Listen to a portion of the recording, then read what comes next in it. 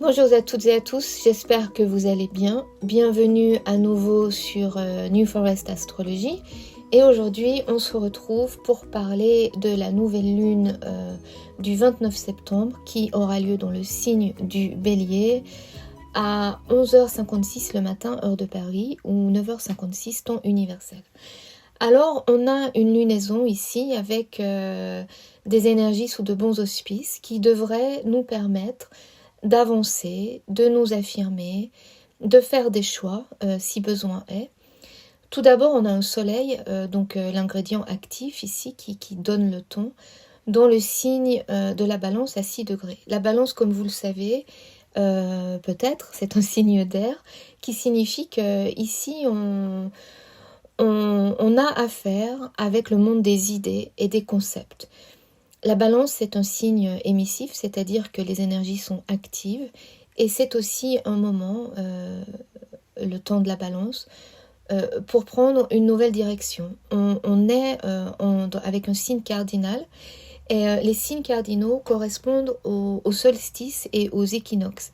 Ce qui veut dire pour nous maintenant qu'on est au début d'une nouvelle saison puisque l'équinoxe d'automne vient juste d'avoir lieu.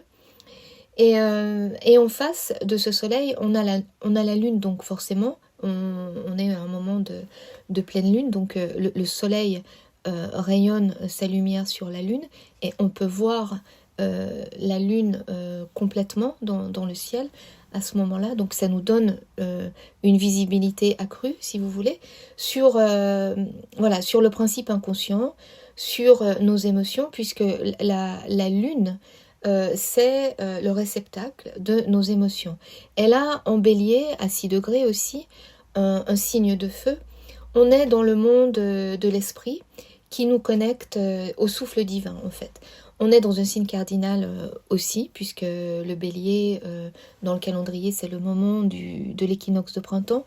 Donc un moment de renouveau, de renaissance avec des énergies très fortes.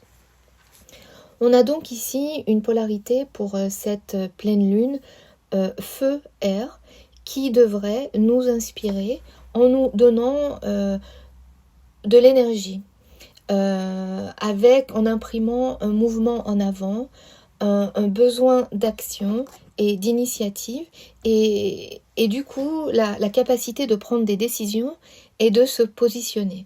Alors si vous avez des placements sur le premier décan de la balance et sur les premiers décans des deux autres signes d'air, c'est-à-dire le Verseau et le Gémeaux, et puis sur les premiers décans de tous les signes de feu, c'est-à-dire donc le Bélier, Lion et Sagittaire, ces points vont être activés durant cette pleine lune. Donc on va regarder les aspects maintenant pour mieux comprendre ce qui se passe. Alors d'abord, on va parler un peu de cet axe balance bélier qui nous parle d'un côté des expériences relationnelles, de la sphère relationnelle, et de l'autre côté de la sphère individuelle. Alors, le signe de la balance, d'un côté, c'est un signe qui est concerné par nos relations et nos partenariats avec un esprit de conciliation et un besoin d'harmonie. C'est un endroit aussi où on va chercher à plaire à l'autre, aux autres, parce qu'en fait l'autre a une fonction de rééquilibrage pour nous. C'est-à-dire que ce qui nous attire chez les autres, c'est qu'on reconnaît chez les autres ou chez l'autre quelque chose qui manque chez nous ou quelque chose qui dort en nous et qui a besoin d'être activé.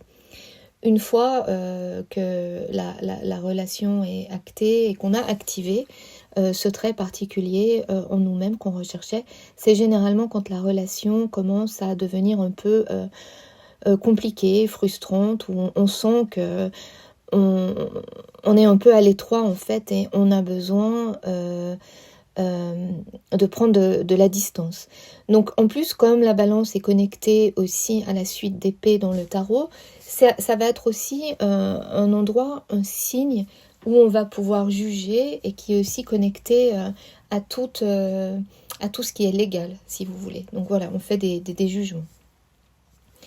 Et dans ce signe, le besoin d'harmonie combiné donc avec ce besoin d'aller chercher chez l'autre ce qui manque en nous, peut parfois mener à une attitude, vous savez, quand on veut plaire à tout le monde et quand on veut plaire aux autres à tout prix, et on va faire des compromis qui vont aller trop loin en fait.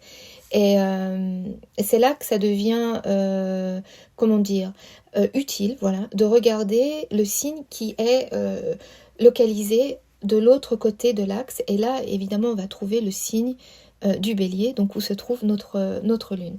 Alors, le bélier concerne notre individualité, l'urgence qu'on a d'exprimer nos besoins personnels et nos désirs, et nécessairement ça va impliquer que ça va être difficile de prendre les autres en considération. C'est une espèce d'équation existentielle ici.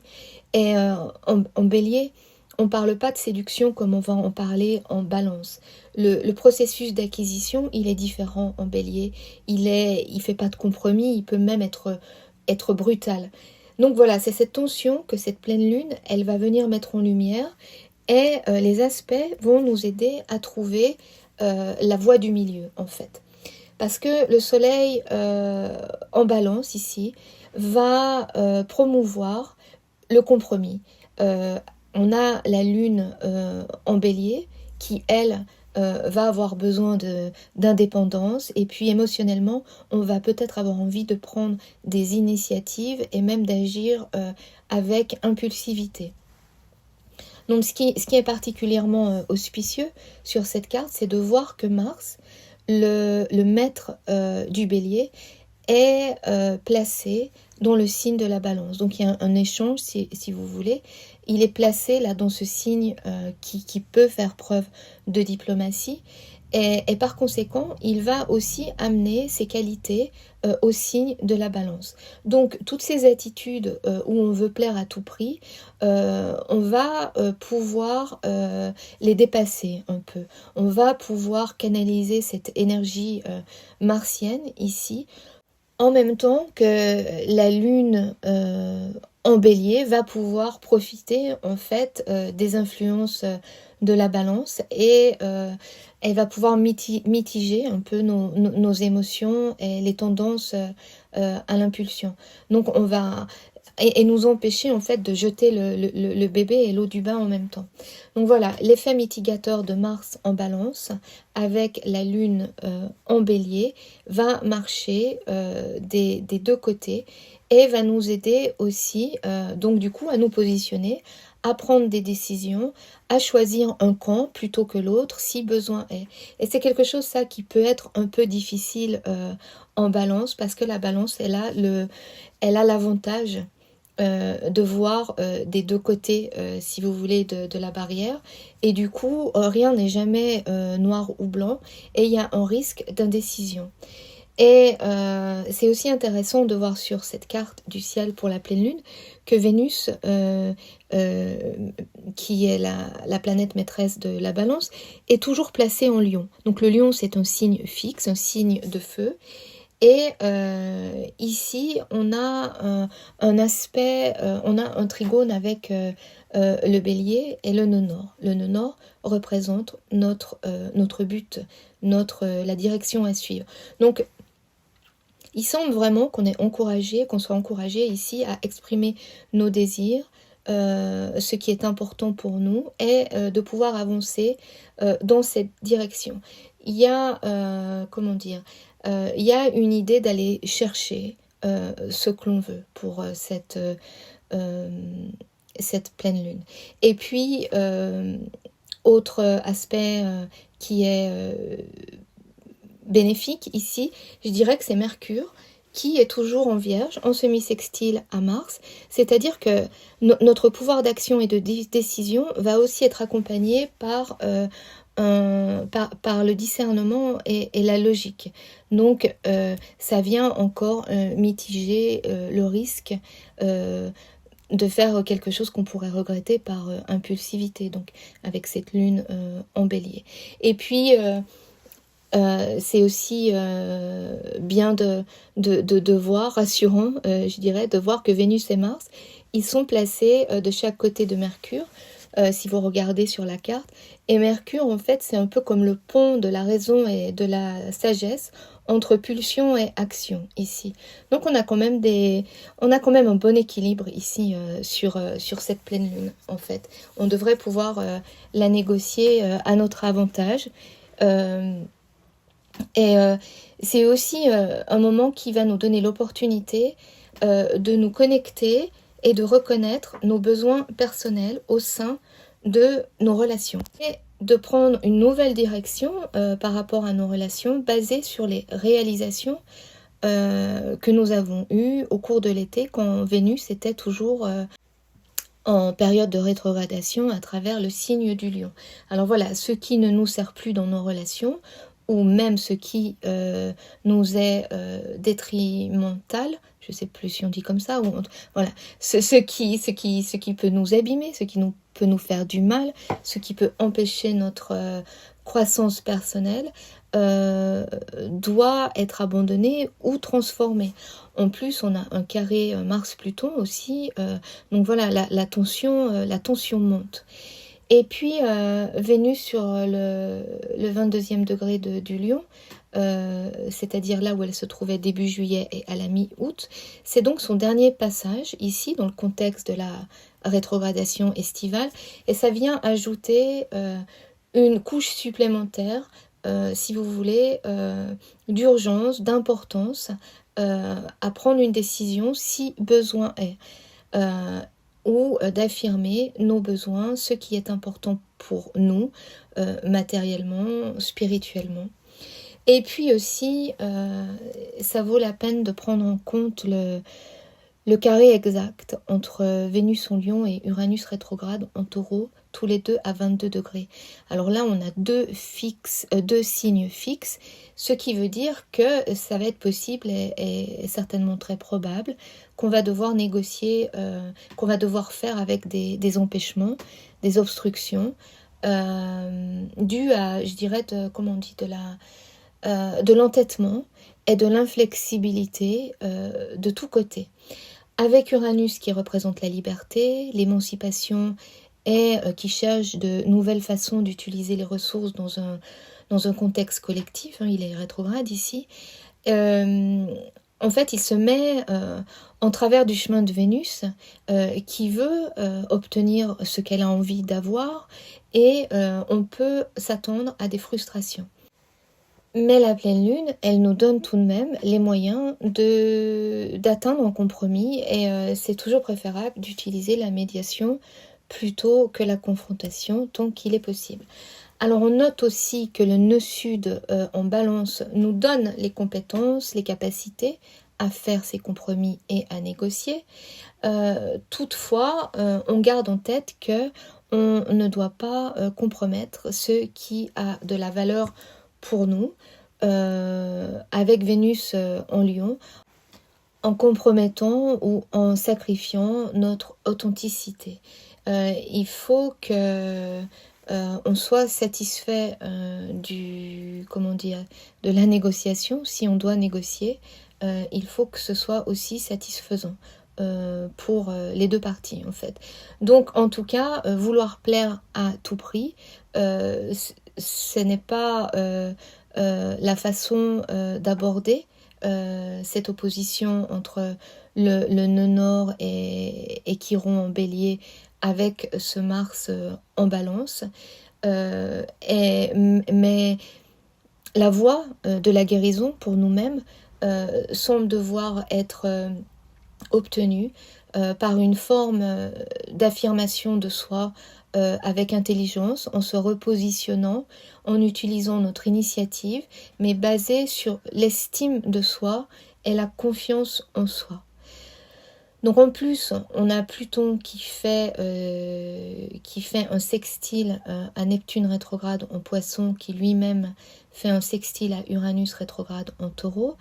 Et ça, c'est une invitation à utiliser notre imagination pour repenser des structures abîmées qui ne fonctionnent plus, pour repenser nos valeurs humanitaires, pour se débarrasser des vieux modèles et inventer de nouveaux. Donc on n'a plus beaucoup de temps avec ce Pluton en Capricorne, encore quelques mois seulement. Donc voilà, on travaille toujours à la transformation, à la dissolution de ce qui ne fonctionne plus. Et puis, je dirais aussi que malgré tout, le carré entre Vénus et Uranus, on a quand même des conflits d'intérêts ici qui vont devoir être gérés. Ou des dysfonctions relationnelles et un constant besoin de réinventer en fait une insatisfaction permanente qui peut être épuisante. Et une fois de plus, la clé est dans l'équilibre qui devrait nous amener un peu plus de stabilité ou nous montrer que la recherche de la stabilité est aussi importante. Donc, les énergies en place pour cette pleine lune, elles nous aident à prendre en compte notre besoin de nous affirmer et d'affirmer notre identité comme source d'enthousiasme et de passion qui sont nécessaires pour pouvoir avancer, pour nous donner cette énergie de se lever le matin en fait. Cette lune en bélier, elle a besoin d'avancer, elle a besoin d'avoir des objectifs, mais elle a aussi besoin d'avancer, de se renouveler, mais en accord avec ses valeurs propres. Donc voilà, si on peut exprimer nos besoins, nos valeurs, nos désirs avec un certain niveau de diplomatie et de tact, on va peut-être pas créer l'unanimité, mais déjà on pourra commencer par guérir cette partie en nous blessée et nous ouvrir à de nouvelles perspectives. Et puis, je dirais que c'est aussi, on est aussi aidé là par l'astéroïde Cérès qui a juste fait son entrée en Scorpion et qui là, à cet endroit du thème, va pouvoir un peu soigner, nourrir ce besoin de transformation et de régénération. Alors pour certains d'entre vous, d'entre nous, le premier décan du Scorpion a peut-être été un endroit du thème qui a été impacté particulièrement par le récent transit du nœud sud, et ça pourrait être un endroit de votre thème qui a besoin de soutien, d'une énergie nourricière, je dirais. Voilà. Donc, et puis enfin pour finir, c'est intéressant de voir, et c'est pas le point le moins important, que cette pleine lune, elle se passe le jour de la Saint-Michel. Saint-Michel, c'est l'archange qui symbolise la bataille entre les forces opposées du bien et du mal, et qui est bien évidemment connecté au signe de la Balance. Et en conclusion, ça pourrait être une bonne chose de se souvenir que en Balance, c'est la fin qui justifie les moyens. Et avec ça en tête, on devrait pouvoir mener les combats qui en valent la peine avec authenticité et intégrité pour un résultat qui pourra vraiment avoir un impact positif dans nos vies et dans nos relations avec les autres. Je vous remercie pour votre écoute. Si vous avez trouvé cet audio utile, merci de partager et merci de vos likes. Je vous souhaite une belle pleine lune et je vous dis à très bientôt.